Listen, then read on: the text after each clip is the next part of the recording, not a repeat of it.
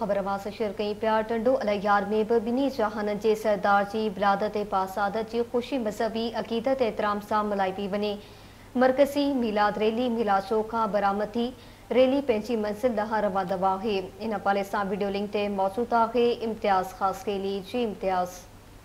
जी बिल्कुल नाज़रीन, असां इन वक्त टंडोलियार के मिलाद चौक स्टेशन ते मौजूद आहियूं, जिते अॼु टंडोलियार की मरकज़ी जेका रैली है उहा इन वक्त बरामद थी चुकी है, जैमें हज़ारे आशिकान रसूल मरकज़ी रैली में मौजूद हैं। मरकज़ी रैली में जेके नंढा वॾा सभु इन रैली में आशिकान रसूल वॾी ख़ुशी जो इज़हार करे रहिया आहिनि। इन जश्न ईद मिलादुन्नबी जे मौक़े ते हज़रत मोहम्मद मुस्तफ़ा सल्लल्लाहु अलैहि वसल्लम की विलादत बासादत की ख़ुशी जेका भरपूर मज़हबी जोश ऐं जज़्बे सां मल्हाई पई वञे। उन खां अलावा तव्हांखे ॿुधाईंदो रहां त इन मरकज़ी रैली में जेके आशिकान रसूल जेके मौजूद आहिनि उहे मुख़्तलिफ़ मोटरसाइकिलुनि गाॾियुनि ट्रैक्टर ट्रालियुनि ऐं मुख़्तलिफ़ बसुनि ऐं रक्शनि वग़ैरह में सवार थी झंडा बुलंद करे मरहबा या मुस्तफ़ा आका जी आमद मरहबा जा नारा बुलंद करे रहिया आहिनि। मुख़्तलिफ़ तंज़ीमुनि जा रज़ाकारनि समेत पुलिस की वॾी नफ़री मौजूद है। उन खां अलावा रेंजर्स भी रैली के अॻियां पोयां हाई अलर्ट बीठल है। ऐं उन खां अलावा तव्हांखे ॿुधाईंदो हलां त रैली के मुख़्तलिफ़ रस्तनि खे जेके लिंक रस्ता आहिनि उन्हनि खे ब्लॉक कयो वियो आहे ऐं जेके